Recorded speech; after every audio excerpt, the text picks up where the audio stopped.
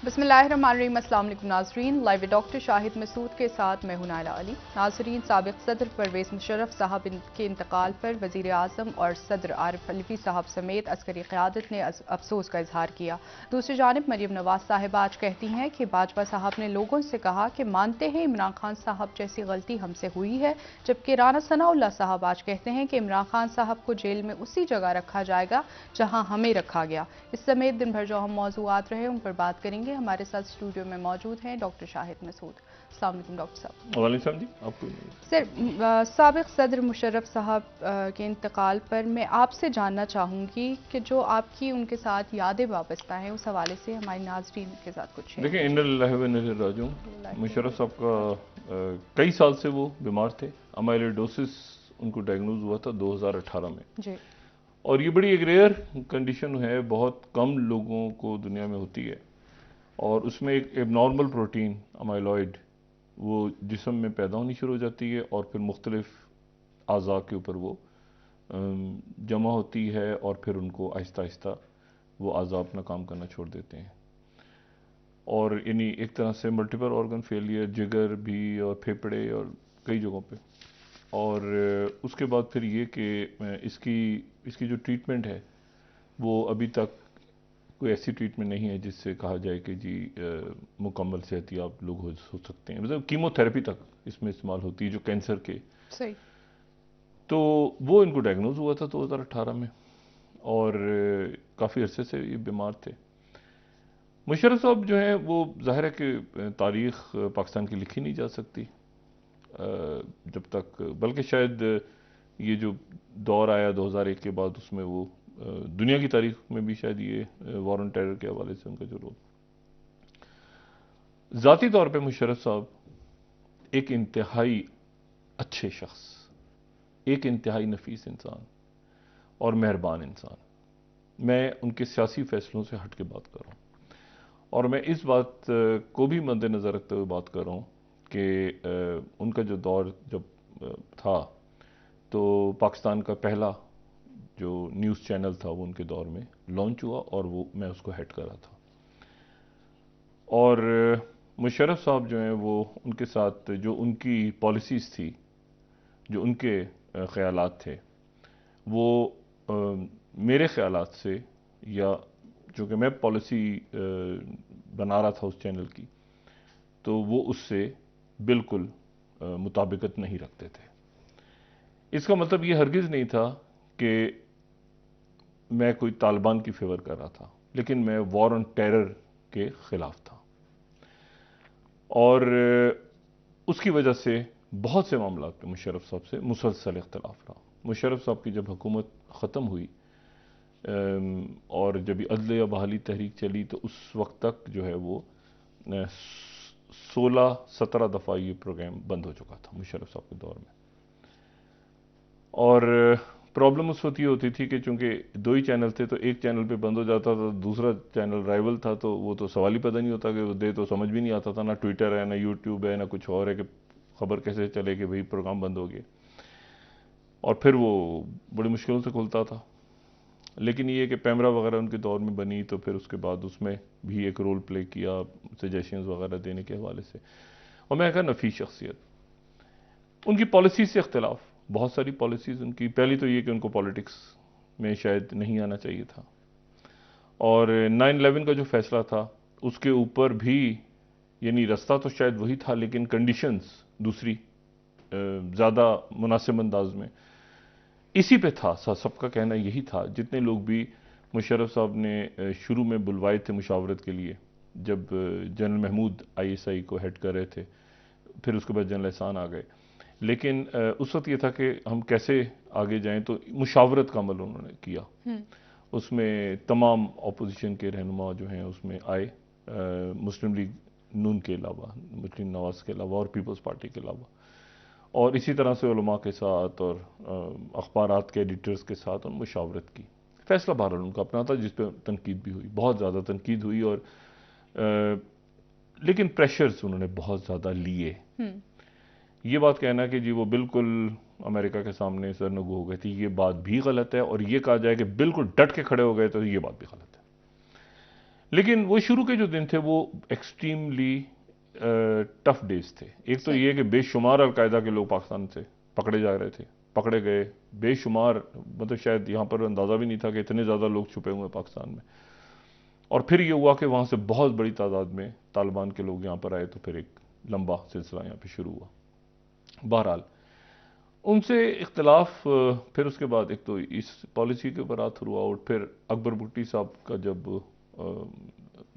उनको शहीद किया गया अकबर भुट्टी साहब को, तो उससे पहले ये था कि एक बड़ा सिविलियन अवार्ड पाकिस्तान का देने का ऐलान हो गया था, तो वो मैंने उसको वापस किया क्योंकि भुट्टी साहब की शहादत के बाद उस पर मजीद तलखियाँ पैदा हुई, और फिर उसके बाद अदलिया बहाली तहरीक और बाकी सारे मामला। लेकिन मैं जिस अदारे से वाबस्ता था उस वक्त, मुल्क का बड़ा मीडिया ग्रुप, हमारी पॉलिसी ये थी कि हम एनआरओ के ख़िलाफ़ थे जी। और एनआरओ के हम ख़िलाफ़ थे। और जब इमरजेंसी हुई तो उस वक्त ज़ाहिर है कि खलीजी रियासत से प्रोग्राम चल रहा था, तो वो फिर 17 दिन तक वहाँ से चलता रहा और उसके बाद फिर बैन हुआ। लेकिन वो एनआरओ के हम खिलाफ थे। और फिर बेनज़ीर भुट्टो साहबा की वापसी, शहादत उनकी, बाकी फिर मामला सारे, तो बहुत कुछ आखिरी साल में तो बहुत ही गुफअप हो गया सब कुछ। लेकिन यह है कि बुनियादी तौर पे ये है, अगर उसका बुनियाद निकाली जाए कि कैसे गए मुशर्रफ साहब इक़्तिदार थे, तो उसका बुनियादी बात ये निकलती है कि अमेरिकन उनसे नाराज़ हो गए थे और अमेरिकन उनसे नाराज़ हो गए थे। और 2006 से ही बात चल पड़ी थी कि जी आप मुल्क में जमहूरियत को वापस लाएं, जो बेनज़ीर भुट्टो साहबा और नवाज शरीफ साहब से डायलॉग करें, और ये सारा ख़ास तौर पे बेनज़ीर भुट्टो साहबा से, क्योंकि नवाज शरीफ साहब के बारे में ये तासुर था उस वक्त कि वो तालिबान के करीब है। अच्छा। जी, नवाज शरीफ साहब कहता कि तालिबान के करीब है, ये वाशिंगटन में ये तासुर था। और ये तालिबान के करीब हैं, और जो पीपल्स पार्टी प्रोग्रेसिव पार्टी है, तो वो मुशर्रफ साहब के साथ, लेकिन वो बन नहीं पा रही थी बात। और इसमें स्टेट डिपार्टमेंट और डिफेंस डिपार्टमेंट ये बहुत दफ़ा कर चुका, उनके कॉन्फ्लिक्ट हो गया था दोनों में। जॉन नेग्रपॉन्ट एक तरफ खड़ी है, कॉन्डी राइस एक तरफ खड़ी है। बहरहाल तो मुशर्रफ साहब का मैं आपको सिर्फ एक बात बताऊं कि नफीस मेहरबान आदमी बहुत, और उनके पास इतनी इंफॉर्मेशन होती थी, यानी उनके पास आईएसआई के जो सेक्टर कमांडर्स या कई दफ़ा डीजीआईएसआई से भी ज़्यादा, और उसकी वजह ये होती थी कि वो लोगों में वो सोशलाइज, शादी की दावत में बैठ गए, किसी फंक्शन में बैठ गए, कहीं गज़लें सुन रहे हैं, किसी की कोई घर का फंक्शन है उसमें पहुंच गए, इधर उधर आगे, वो इतना घूमते, इतना लोगों में मिलते थे कि उनके पास इंफॉर्मेशन होती थी। और मैं खुद कई दफ़ा देखा कि उनसे बात हुई तो किसी ने कहा कि नहीं ऐसे नहीं, ऐसे हो रहा है, तो उन्होंने कहा तुम्हें नहीं पता, इस तरह नहीं हो, इस तरह ऐसे हो रहा है। तो उन्होंने करेक्ट किया मेरी प्रेजेंस में कम से कम। एक दफ़ा वो बड़े शदीद नाराज़ हो गए, उन्होंने बुलवाया, और शो मेरा बैन था, और उस वक्त उनके साथ एक मुलाकात हुई, और उस मुलाकात में वो शदीद गुस्से में आ गए। हामिद जावेद साहब थे, शौकत सुल्तान साहब थे उस मुलाकात में, और मेरा ख्याल है तारिक अजीज़ साहब भी थे। और ये मुलाकात उनके ऑफिस में जीएचक्यू में हुई। उन्होंने बुलाया मुझे, और वो इस कदर नाराज़ हो गए कि मुझे एक मरहले पे ऐसा लगा कि वो कहीं से, हकीकतन ये मैं बात करूं, मुझे लगा कि इसके बाद वो कहीं से पिस्टल निकालेंगे और मुझे शूट कर देंगे मुशर्रफ साहब, इस कदर वो गुस्से में आ गए। अच्छा, गुस्से में आने की वजह ये थी कि वो कहते थे, उसमें गुस्सा एक तो था कि तुम बात, दूसरे उस गुस्से में कहीं कहीं वो थोड़ी सी उनकी एक परेशानी भी झलकती थी। सही।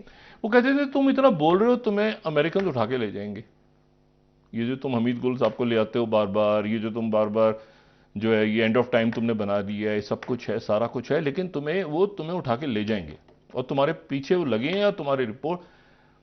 तो मैं आगे से उनसे हमेशा मजाकन कहता था कि जैन साहब इसको आप छोड़ दें, पर आप हैंड ओवर मत कीजिएगा।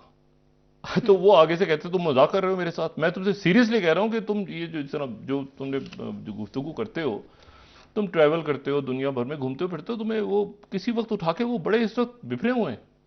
क्योंकि 2004 में एंड ऑफ टाइम बनी थी ना, अब आप उस वक्त का माहौल देखें ना, तो 2004 में ये एंड ऑफ टाइम बनी थी, तो 2004 का क्या माहौल था उस वक्त, जो लोग सोचें, तसव्वुर करें, तो बात उनकी अपनी जगह दुरुस्त थी। तो मुझे उस दिन लगा कि इतना शदीद गुस्से में वो आ गए, तो उसको प्रोग्राम चले थे, तो उन्होंने कहा कि, और फिर उसके बाद ये हुआ कि जब मैं भी परेशान हुआ, बल्कि मुझे थोड़ा सा अजब सा लगा इसमें मामला। तो जब वो ख़त्म हुई तो बिल्कुल उन्होंने कहा कि अब ये शो जो है तुम्हारा बिल्कुल नहीं स्टार्ट होगा। मुझे बहुत दुनिया भर से पता नहीं किस किसने ख़त लिखा है ये कि क्या हो रहा है, क्या बोलता रहते हैं, ये होता है वो होता है, डिस्कशन तुम कर रहे हो, ये कर रहे हो वो कर, और कभी तुम बैरूत पहुंच जाते हो, इधर पहुंच जाते हो, उधर पहुंच जाते हो, क्या मसला क्या है, और इराक पहुंच जाते हो। मैंने कहा जी वो जनी साहब आपकी ये सारी असेसमेंट जो है ना वो अपनी जगह पे लेकिन ये आप यकीन करें अमेरिका इराक में नहीं जीता। वो कहते जीत गया है तो बुश पागल है तुम ये। मैं कहता था जन साहब मैं वहां से होकर आया हूं, नहीं जीते वो, उनकी फौज इधर उधर ही कहीं गायब है, ये हो ही नहीं सकता। मैंने नहीं देखी वो उनकी इतने लाख फौज को सरेंडर करते हुए। वो आप कह रहे हैं कि फौज उनकी सरेंडर कर गई है, वो आगे जाके कोई मलेशिया बनेगी क्या बनेगी मुझे नहीं पता, लेकिन वो अमेरिकन जीते नहीं है वहां से। अच्छा वो इसके ऊपर भी बहस छिड़ जाती थी। अच्छा इसी तरह से वो और बहुत सारे वाक़े, लेकिन मैं आपको सिर्फ बताऊं कि उसमें वो एक मुझे फील हमेशा ये होता था कि एक वो मोहब्बत वाला फैक्टर भी है, परेशानी वाला भी है कि तुम ऐसे ना किया करो। तो उस दिन जब ये वाक़या पेश आया ना तो मैं अपसेट हूँ, और मैं जाते जाते मैंने वो हामिद जावेद साहब से कहा, मैंने कहा जनरल साहब से कहिएगा कि ये जो गुफ्तगू उन्होंने फरमाई है, मैं यहाँ पर बतौर मेहमान आया था, मुझे उन्होंने बुलाया था, मुझे आने का शौक नहीं था, मैं यहाँ पर आया था, मुझे उन्होंने बुलाया था, चाय और सब कुछ उन्होंने पे, लेकिन जिस लहजे में उन्होंने बात की है ये आप जनरल साहब को ज़रूर बता दीजिएगा कि मुझे बहुत अजब सा लगा है। ये कम से कम मेहमानों के साथ इस तरह बात नहीं की जाती। अब हामिद जावेद साहब ने मेरी बात सुनी और मैं निकल गया वहाँ से, गाड़ी में बैठा। अब मैंने कहा ये कि रास्ते में मुझे जो मैं बात करके निकला हूँ ना, गुस्सा इतना है पीछे और मतलब आर्मी हाउस में कि मैं तो जा रहा हूँ, ये पता नहीं क्या होता है आगे।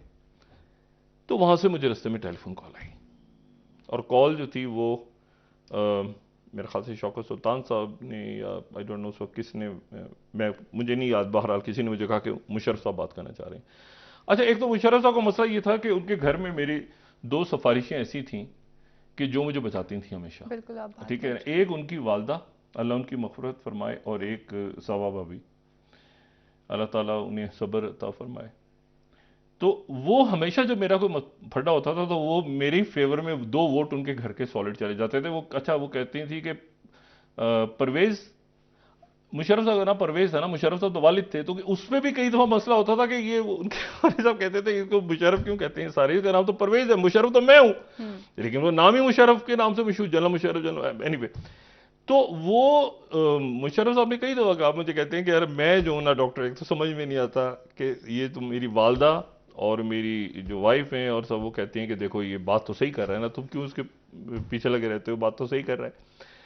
तो मुशर्रफ साहब ने मुझे कॉल की जब ये तलखी हो गई, और मुझे कॉल करके कहते हैं कि वो ये कहते हैं यार शायद कोई माइंड तो नहीं की बात।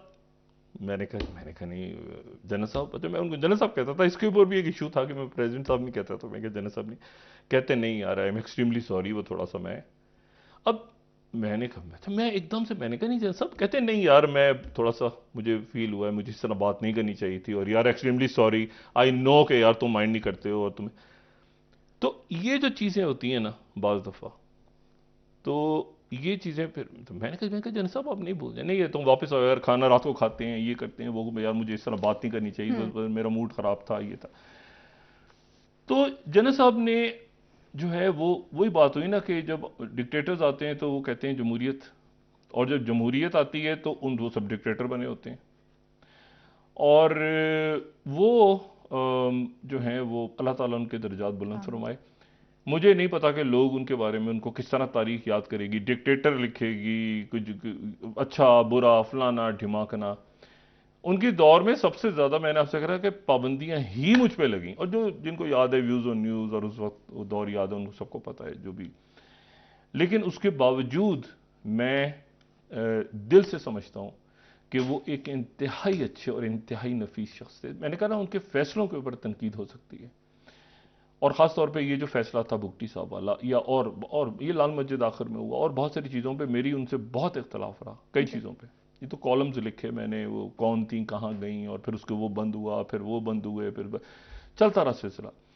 हैविंग सेड इट, एक इंतहाई मैं समझता हूँ कि अच्छे इंसान, और वो जो हैं उन मतलब एक जगह ना खुला टुला आदमी, खुल के बात करें, बैठो बैठो बताओ बात करो, डिस्कशन, कोई बात नहीं। किसी एक इंटरव्यू उनसे रिकॉर्ड हो रहा है, वो बंद करवा दिया, वो कहते हैं दोबारा पूछो तो सवाल ही सख्त सवाल करो मुझसे। तो वो उनके जाने पे आज बहुत दिल जो है वो अफसरदा है। अल्लाह ताला उनके दर्जात बुलंद फरमाए। देखें दुनिया उनको क्या कहती है क्या नहीं कहती, मुझे इससे कोई कर्ज नहीं। उनको डिक्टेटर फलाना तारीख आगे पीछे क्या लिखा जाएगा अब छोड़ दें। जब शहबाज शरीफ साहब का मसला हुआ, मैं एक बात तो यहाँ डिस्कस नहीं करूँगा, ऑफ द रिकॉर्ड है, लेकिन जब ये उनको कैंसर डायग्नोज हुआ अपेंडिक्स में, तो उस वक्त हमने 2 मिनट में शहबाज शरीफ साहब का पासपोर्ट बनाओ, इनको अमेरिका जाने की परमिशन दी जाए।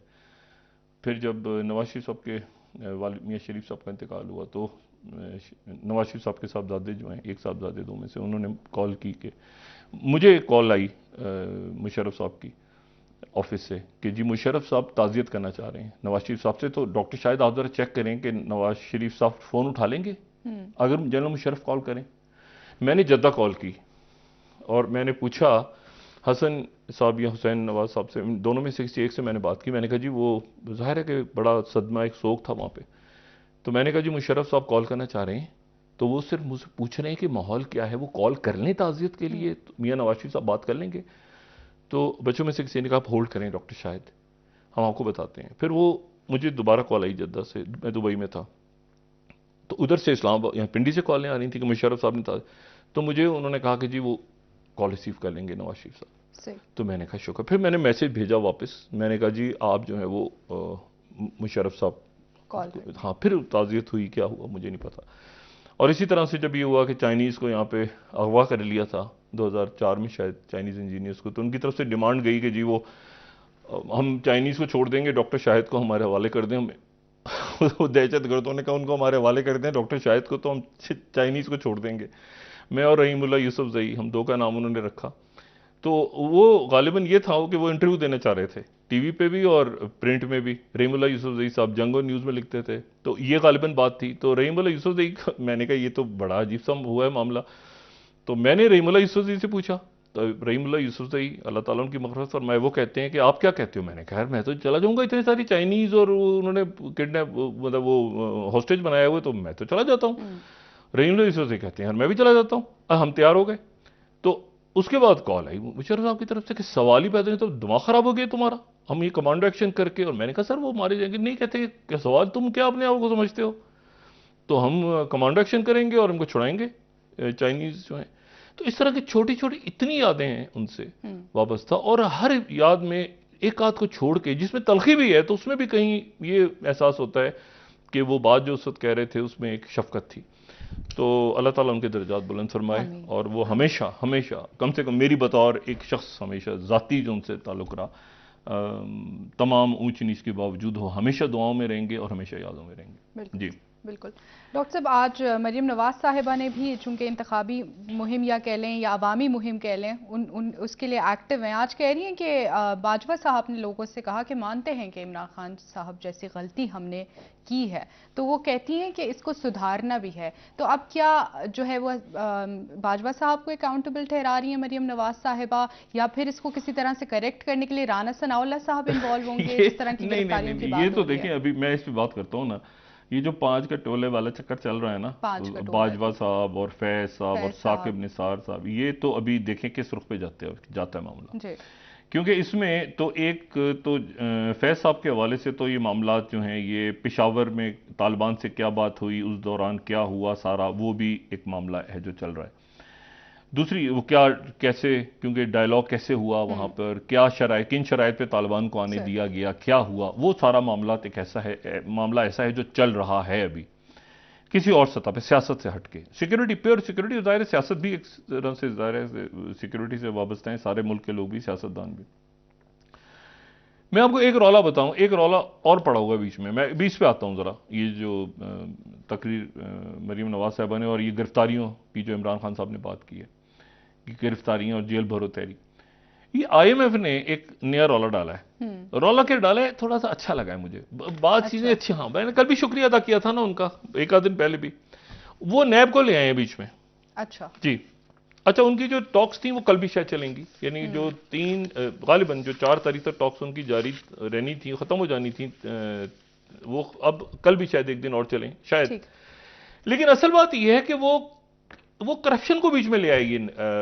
जो IMF है, IMF लेकर आ गई है कि ये नैब ऑर्डिनेंस की चीजें और FIA के इख्तियारात का है। आपके यहाँ नैब बनी थी 99 का जो ऑर्डिनेंस है, ये क्या भला है?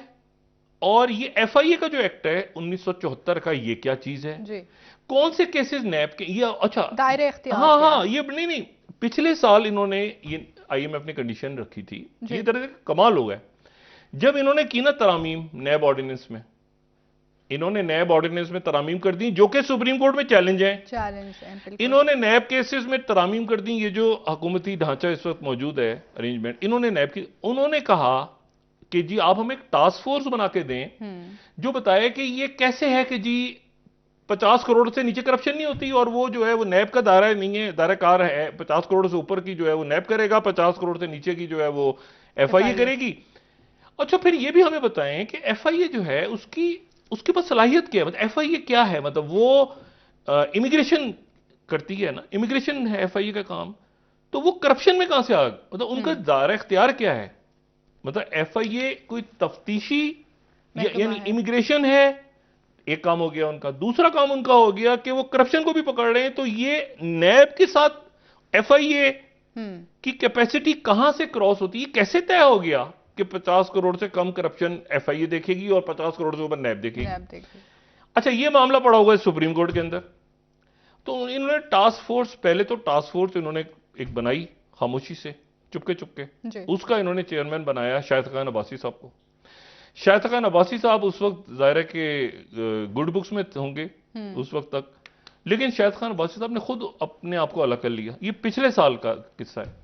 उन्होंने कहा कि मेरा तो अपना मामला नैब में चल रहे हैं, तो ये तो कॉन्फ्लिक्ट ऑफ इंटरेस्ट हो जाएगा, तो मैं कैसे चेयरमैन बन सकता हूं। तो अब उसमें पिछले महीने अभी आईएमएफ रौला पड़ा हुआ था, इन्होंने आजम नजीर तारड़ साहब के अंडर एक टास्क फोर्स बना दी।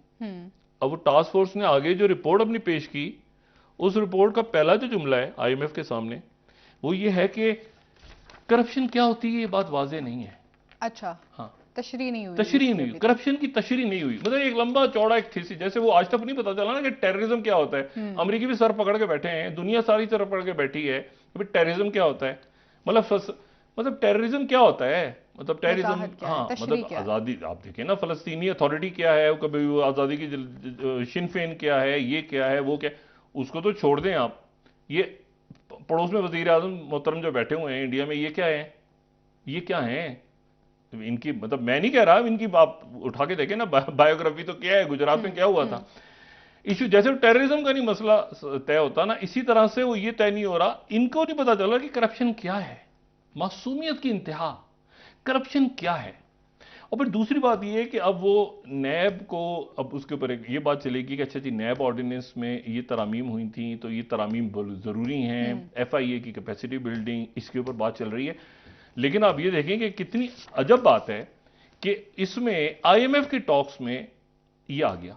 अब आईएमएफ अगर इसको आगे बढ़ाए, अब ये सारी उनकी शराइत बड़ी सख्त हैं, कीमतें बढ़ने जा रही हैं आने वाले दिनों में, ये सारा थोप रहे हैं, लेकिन अगर ये कंडीशन वो डाल देना बीच में, देखिए अडानी गिरा है ना पड़ोस में, अडानी अभी वो तो बिल्कुल बड़ा हुआ है ना, वो बिल्कुल एम्पायर ठुस फुस हो गई है, और वो उसके साथ ही मोदी सरकार भी हिल गई है। इशू ये है कि ये एक दफा तय होना चाहिए कि इन सारे मुल्कों की जो एलीट है, सारे मुल्कों की, पाकिस्तान, इंडिया, बांग्लादेश, फिलिपीन, आगे भी, इनके जो लोग हैं ये कैसे क्रोनीज बन के, जो कल भी बात हुई थी, वो क्रोनीज ऊपर बैठ के वो कर्जा लेते हैं, पैसा बनाते हैं, अरब खरबपति हो जाते हैं। मतलब जो आपको मतलब एक एलीट नजर आती है इंडिया की, इंडिया में, बांग्लादेश में, पाकिस्तान में, कई मुल्कों में दुनिया के, मिस्र में आप देख लें, आप उसमें छोड़ दें कि वो मुसलमान मुल्क है, गैर मुस्लिम मुल्क, कई मुल्कों में, एक ये आप श्रीलंका में देख लें, ऊपर आपको जो बैठे हुए चंद लोग नजर आते हैं, वो 1000 हो, 2000 हो, 5000 हो, जितने जो लाख हो, वो, लेकिन जो ऊपर बैठे हुए लोग और नीचे बैठे हुए लोगों के दरमियान आपने फर्क देखा है? अब एक दफा इनको पकड़ के, अगर इन्होंने 2 नंबरी की है, अगर इन लोगों ने 2 नंबरियां की हैं, और अगर करप्शन की है, जो कि की है, मनी लॉन्ड्रिंग के केस शुरू हो गए ना अडानी पे, कि ये मॉरिशस में तुमने अकाउंट बनाया हुआ था, तो ये जो भाई तुम्हारा जो विनोद अदानी है, ये तो पंडोरा पेपर और पनामा पेपर हर जगह इसका नाम था, और ऑफशोर कंपनियां बना के वहां पे वो जो ओपल ग्रुप है उसका पैसा सारा इधर जा रहा था और हेरफेर हो रहा था। मसला ये है कि ये एक दफा ये तय हो जाना चाहिए। हाँ, हमारे यहां नहीं है क्रोनीज, देखिए मोदी ने रखा हुआ अपने पास एक बिलियनर को पूरी दुनिया का वो पैसा, इशू ये है कि आपके यहाँ ऐसा नहीं है सर। आपके यहाँ जो हुक्मरान आता है वो सबसे पहले उसके 2, 4, 5 सबसे पहले तो फेवरेट होते हैं ना अरब खरबपति, उनको वही उसको ऑपोजिशन में सपोर्ट करते हैं, फिर वो इधर से इधर हो जाते हैं, इधर से इधर हो जाते हैं, वही उनको पाल पूछ के टिकट इसको दे दो, ये दे दो, फलां दे दो, फंडिंग करो, जलसों की करो, ये करो, अंदर बाहर करो। आपके यहां से नहीं नाम आया आरिफ नकवी साहब, ये रूपर्ट मर्डॉक गिर गया था, पूरी एम्पायर गिरी थी, उसकी बात ये है। और ऐसे बेशुमार लोग, ठीक है। अब मसला ये है कि ये उनकी तरफ से करप्शन नैब और एफआईए का आ गया जी। दूसरी तरफ से अब मुझे अब ये बताएं, करप्शन की तशरीह पर बात कर रहे थे कि अभी तक नहीं, हमारी तरफ से रिपोर्ट ही इसहाक हमारी वजारत खजाना की तरफ से जो रिपोर्ट गई है जी, उन्होंने कहा ना बताएं क्या है ये, तशरीह करेंगे। हाँ, नैब ये अमेंडमेंट्स आपने किए हैं तो ये कैसे तय हुआ, तो उसमें कहा है कि उसका पहला जुमला है ना वो ये कि करप्शन की कोई वाज़ेह तशरीह नहीं है। अच्छा। मतलब यहां से शुरू, अच्छा बात तो दुरुस्त है, लेकिन आप देखिए ना कितना कितना सफियाना अंदाज में बात शुरू है, कितना। अब आजम नजीर तारड़ साहब है उसमें, आयशा और पाशा साहब है, इससे कतई नजर के ये मुआहदा तो हो जाएगा इंशाल्लाह, लेकिन और गरीबों पे पड़ेगा सारा मलबा, बिजली, गैस, सब कुछ पड़ेगा। आज शहबाज शरीफ साहब ने कहा है कि हमें वो एक एक जो है वो चीज हमारा एक एक पाए, एक सर ब्रेक ले लेते हैं डॉक्टर साहब, वापस आके शहबाज शरीफ साहब का ये एक एक करके जो है ना एक एक पैसा धेला ब्रेक ले लेते हैं। लेप्रोटमी नहीं, लेप्रोस्कोपी भी नहीं, कोई मतलब नहीं, पेट फाड़ के ब्रेक ले लेते हैं डॉक्टर साहब, वापस आके मजीद बात करेंगे। नाजरीन एक ब्रेक हमारे साथ, कितना जालिमाना अंदाज है वैसे। चलते ब्रेक, नाजरीन हमारे साथ रहिए।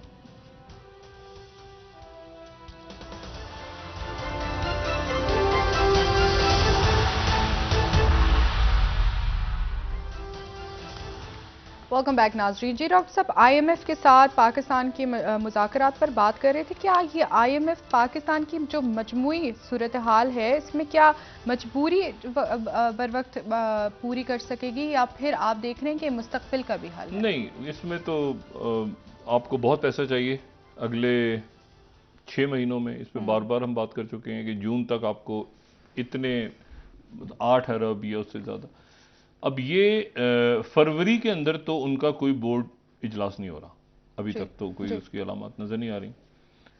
तो अब उनका मार्च में अगर होता है बोर्ड का इजलास और ये फरवरी या कोई वो हंगामी तौर पे फरवरी में कर लेते हैं तो अलग सी बात है। लेकिन ये कि इस हफ्ते ये चीज़ें फाइनल हो जाएंगी कि कितना ऑर्डिनेंस, कितना बिल बढ़ाना है, पेट्रोल कितना बढ़ाना है, मतलब कितना अजाब गरीबों पर डालना है, मतलब ऊपर किसी किस्म की कोई जो है ना लोगों की अपनी फरमाइशें, अपनी ज़रूरियात को ख़त्म करने का मूड नहीं है।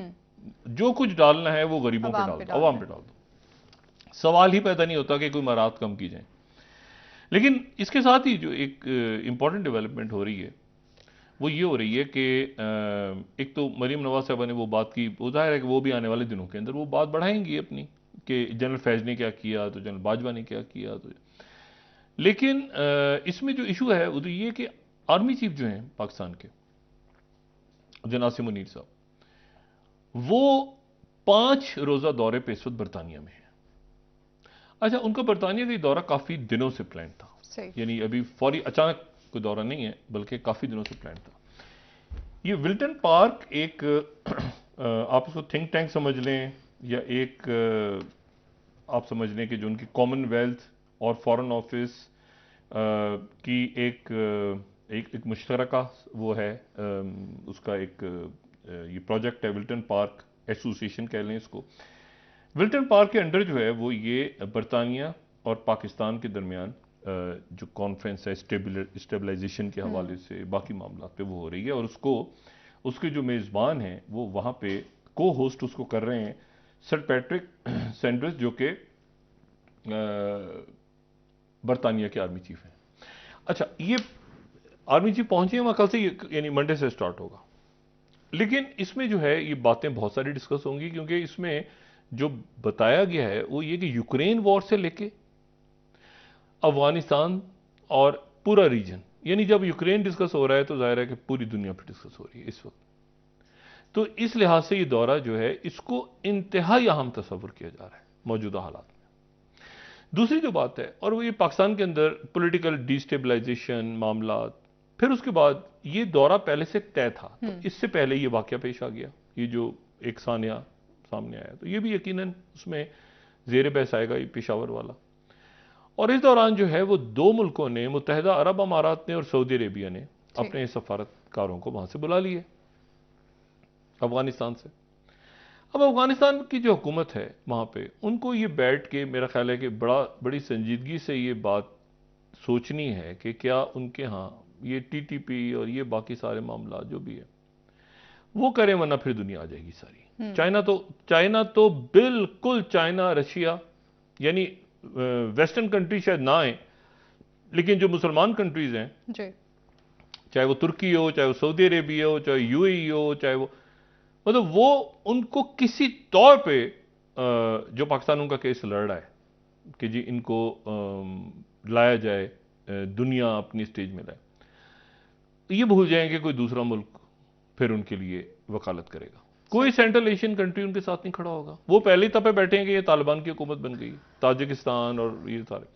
चाइना जो है वो सवाल ही पैदा नहीं होता कि उनके प्रोजेक्ट्स यहाँ पे बेल्ट एंड रोड खराब हो, ये हो। तो ये मेरा ख्याल है कि आने वाले दिनों के अंदर ये अफगानिस्तान के साथ वो अपने मामला को कैसे देखते हैं, और पाकिस्तान के अंदर होने वाले वाकयात का कोई लिंक वहाँ तक जाता है तो फिर वहाँ से क्या कार्रवाई होती है, क्या होता है। तो ये उनकी सफारतकारों का जाना जो है ये भी एक सिग्निफिकेंट वाकया है। और टीटीपी के कौन से, ये जाहिर है कि हमारे इंटेलिजेंस इदारों को भी देखना है कि भाई ये टीटीपी के लोग हैं, कौन से फैक्शंस हैं, कहाँ से सहूलतकार। ये मैंने कल भी बात की थी, मैं आज दोबारा दोहरा रहा हूँ कि सहूलतकारों पे जब आप जाते हैं ना, तो जाने अनजाने में इसमें करप्शन इन्वॉल्व हो जाती है। बिल्कुल, बिल्कुल। फलाना टैंकर वहां से निकला था, फलाना उधर से पोर्ट से चला था, उसने उसको रिश्वत पहुंचाई, वो उस घर में जाती है, फलाना इस घर में पैसा जाता है, वो उस घर में, कहीं ना कहीं इसमें, और फिर उसमें से वो एक हिस्सा उसका खामोशी से टेररिज्म की तरफ जा रहा होता है। तो इसीलिए मैंने कहा था कि जब वो जनरल राही शरीफ के दौर में स्टार्ट हुआ था, ज़रब अज़ब तो साथ ही वो करप्शन पे स्टार्ट हो गया था, तो वो उसके नतीजे में, वरना आइसोलेशन में कभी भी ऑपरेशन ज़रब अज़ब कामयाब नहीं होता। ये वो बात है जो कि उस ऑपरेशन को करने वाले की जो शख्सियात थी उस वक्त की, उनके पेपर्स में ये बात लिखी हुई है कि ये टेरर फाइनेंसिंग इकोनॉमिक टेररिज्म से रिलेटेड है। अच्छा, अब इसमें इशू ये सारा कि इसमें तो ये दौरा दूसरा इंपॉर्टेंट है। फिर इमरान खान साहब का आने वाले दिनों में, ये इसी हफ्ते ये फैसला होगा कि जो ऑल पार्टीज कॉन्फ्रेंस है, तो ऑल पार्टीज कॉन्फ्रेंस की डेट एक्सटेंड हुई है गालिबन 1 या 2 रोज। तो वो इसलिए 2 वजूहात उसकी हो सकती हैं। एक तो वजह यह कि अस्करी क़यादत चूंकि मुल्क से बाहर है इस वक्त, तो वो तारीख से 7 की हुई थी तो वो 9 की। फिर ये कि क्या खान साहब उसमें शरीक होते हैं या किसी और को भेजते हैं, वो कैसे सामने होती है। अगर नहीं जाती पीटीआई तो उसके मुज़मरात क्या हैं, और अगर जाती है तो किन शख्सियात को भेजती है। क्योंकि उनका कहना यह है कि एक तरफ तो आप हमारे लोगों को गिरफ्तार कर रहे हैं, एक तरफ ये कर। अच्छा, ये खान साहब का वैसे जो आज मुशर्रफ साहब का जब उनके वफात की खबर आई ना, तो साथ ही ये बात भी जो उनकी थी कि जी मैंने अपनी ज़िंदगी में एक ही गलती की, जिसको उन्होंने माना, गलतियां तो बहुत सी हुई लेकिन जिसको माना उन्होंने पब्लिकली, मुशर्रफ साहब ने, वो थी कि मैंने एनआरओ दिया। इसको वो मानते थे। तो अब ये जो एनआरओ दिया वाला मामला है, तो ये अब इमरान खान साहब लेके बैठे हुए हैं कि एनआरओ 2, जैसे कहते हैं ना, मुशर्रफ साहब खुद कहते थे ये खान साहब की तकरीर का, हर तकरीर का एक हिस्सा होता है ना, कि वो मुशर्रफ साहब कहते थे कि एनआरओ 1 गलत है तो एनआरओ 2 कैसे हो। इसको पकड़ के बैठ गई आईएमएफ कि ये बताएं कि अब तरामीम कैसे हुई, और अगर सुप्रीम कोर्ट स्ट्राइक डाउन कर जाए तो ये एफआईए का क्या रोल है, तो नैब का क्या रोल है, इस ऑर्डिनेंस को टास्क फोर्स बनी बनाए। ये खामोशी से ये इसमें वो, इससे पहले वो सरकारी अफसरान की बरात अब ये नैब डिस्कस हो रही है। अब सोचे ना आईएमएफ के साथ। दूसरी बात ये है इसमें कि ये तो इसमें से निकला। फिर मरियम नवाज साहिबा ने आज अपनी वो स्टार्ट की है, उनकी जोर शोर से स्टार्ट हुई है ये मुहिम, इंतखाबी मुहिम उनकी भी शुरू हो गई है। इमरान खान साहब की शुरू हुई है वो जेल भरो से। अच्छा, अब देखिए, जेल भरो तहरीक से राना सनाउल्लाह साहब ने कहा कि अगर जेल भरो तहरीक की बात करें ये लोग, तो हम इनको उन्हीं जेलों में डालेंगे जहां हमें रखा गया। तो ये एक सियासी इंतकाम का तासुर नहीं जा रहा। ये खान साहब को मुझे नहीं पता, मैंने आज बात की कुछ लोगों से, अब वो अपने आप को अलग कर लेते हैं, हालांकि वो खान साहब के साथ होती हैं मरकजी उलमा। वो कहते हैं आप पूछें डॉक्टर साहब। मैंने कहा मैं क्या पूछूं भाई, मैं जब उनको 3 साल से कह रहा था कि ये शहबाज शरीफ साहब आ रहे हैं, शहबाज शरीफ नजर रखें, तो आप सारे कुछ नहीं हो रहा, ये होगा फलां होगा दिमाग ना। बादशाह के बारे में कहा जिक्र, इमरान खान कहते हैं कमाल करते हैं आप।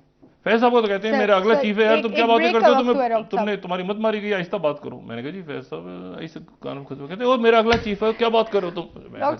हटो बचो, हटो बचो। एक ब्रेक ले लेते हैं, वापस आके बात करेंगे मजीद। नाज़रीन एक ब्रेक हमारे साथ रही है।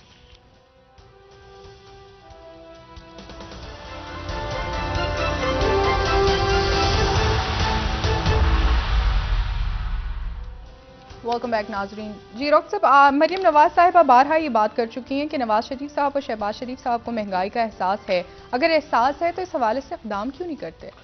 अब ये देखें कि ये मईशत और दहशतगर्दी का मामला चल रहा है, कुछ मामलात पे हम लोग किस तरह से एक हुआ करते थे। एक दौर ऐसा था कि सारे सियासी इख्तलाफात को एक तरफ रख के हम कुछ इश्यूज पे एक होते थे। सर बिल्कुल। जिनमें से आज का दिन 5 फरवरी उन दिनों में से एक है। बिल्कुल। नवाज शरीफ साहब की हुकूमत है, काजी हुसैन अहमद साहब अल्लाह उनके दर्जात बुलंद फरमाए, उन्होंने ये प्रपोज किया कि जी 5 फरवरी को बड़ी उस वक्त तहरीक जो आज़ादी कश्मीर बड़ी अरूज पे थी, शहादत हुई थी वाइस फारूक साहब की, बाकी रहनुमाओं की, और बड़ा तो उन्होंने 90 में ये प्रपोज किया। नवाज शरीफ साहब ने ऐलान किया इसको, लेकिन बेनज़ीर भुट्टो साहिबा के साथ मुशावरत हुई। उन्होंने कहा कि 5 फरवरी को तो जमात इस्लामी और यानी मुल्क की सारी जमातें, जमात इस्लामी का प्रपोजल काजी हुसैन अहमद साहब का, बेनज़ीर भुट्टो साहिबा, नवाज शरीफ, सब ने तय किया कि 5 फरवरी को यहाँ पे यौम कश्मीर यकजहती। तो वो दिन, आज का दिन हम कश्मीर के साथ ये मनाते हैं। दूसरी बात ये है, तो आप देखिए जहां खड़ा वो दिन भी थे और ये भी दिन है कि जी एक हम कश्मीर का होता है इशू डिस्कस हो रहा होता है इंडिया का 370 आर्टिकल पे, तो असेंबली का सेशन में नहीं बैठ पाते हम, ठीक है, मईशत का मसला, बाकी मामला हम इकट्ठे, दहशतगर्दी पे इकट्ठे नहीं हो पा रहे। दूसरी जो बात है वो ये देखें कि वो गुब्बारा फाड़ दिया, वो उसको चाइना का गुब्बारा जो है उसको, हाँ वो उसको बड़ा टेंस है, चाइना का रिटेलिएट करेंगे, कैसे करेंगे ये नहीं पता। लेकिन वो साउथ नॉर्थ कैरोलिना से इधर जब आया, वो जाहिर है कि 10-12 नॉटिकल्स पानी होता है, वो F-22 तैयारे उड़े और F-22 तैयारे ने मिसाइल मारा और गुब्बारा जो था वो फाड़ दिया और नीचे 47 जो है वो मीटर पानी में पड़ा हुआ है। और वो अगर उसको ये ट्रैकिंग देखें तो अब ये ऊपर तस्वीरें जो नजर आ रही है ना, यानी ऐसा हुआ कि वो 65,000 फुट पे गुब्बारा था, वो चाइना का बड़ा, और ये जो F-22 तैयारा था ये उसके नीचे था, यानी F-22 तैयारा, हाँ जो फाइटर प्लेन था ये उसके नीचे था, गुब्बारा ऊपर था, नीचे से मिसाइल, 65,000 फुट के ऊपर वो बैलून था। क्योंकि नई बात नहीं है, वो नेपोलियन वॉर से लेके शुरू करें ना, तब से बैलून्स सर्विलेंस के लिए उन्होंने कहा कि ये सिविल है, ये सिविल, इसका कोई ताल्लुक सर्विलेंस से नहीं है, चाइना ने कहा। और इसके नतीजे में एंथनी ब्लिंकन, आज उनको होना था बीजिंग में, आज और कल वो दौरा पोस्टपोन हो गया। बहुत शुक्रिया डॉक्टर साहब, प्रोग्राम का वक्त खत्म हो रहा है। नाजरीन कल इंशाल्लाह दोबारा आपसे मुलाकात होगी। मुझे नाला अली को इजाजत दीजिए, अल्लाह हाफिज़। जी डॉक्टर साहब, अपना दोस्तों रिश्तेदारों गिरदोनवा के लोगों का सब ख्याल रखिएगा।